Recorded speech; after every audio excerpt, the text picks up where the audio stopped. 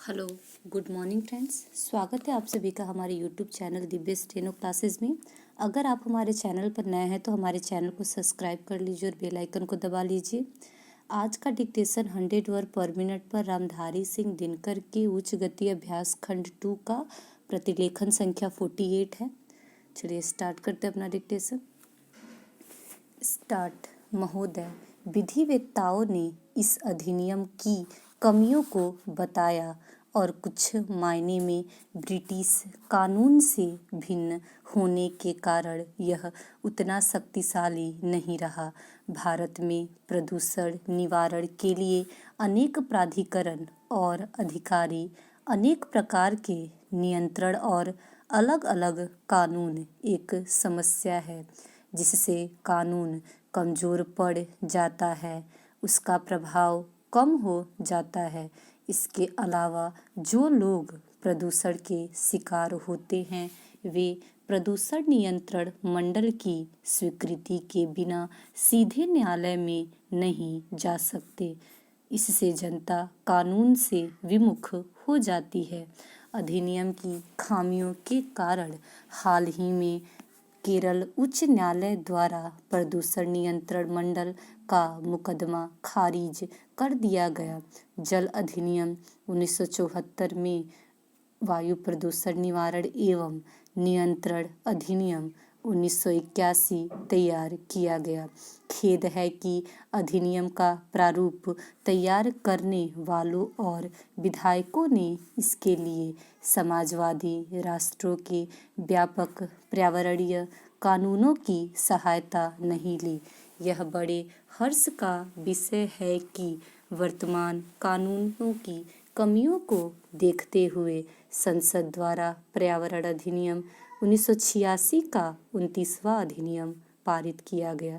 यह अधिनियम काफ़ी व्यापक है और इसका क्षेत्र भी विस्तृत है तथा इसके अधीन भारत सरकार को पर्यावरण की सुरक्षा और सुधार और किसी भी प्रकार के प्रदूषण को कम करने के लिए काफ़ी शक्तियाँ प्रदान की गई हैं।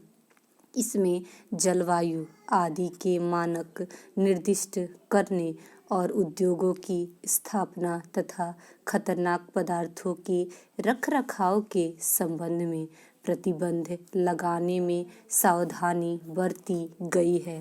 पर्यावरण के प्रदूषण के कारण होने वाली दुर्घटना से बचने और उद्योगों की चिमनियों से निकलने वाली प्रदूषणकारी तत्वों पर नियंत्रण के लिए अन्य उपाय करना केंद्र सरकार के अधिकार क्षेत्र में आता है।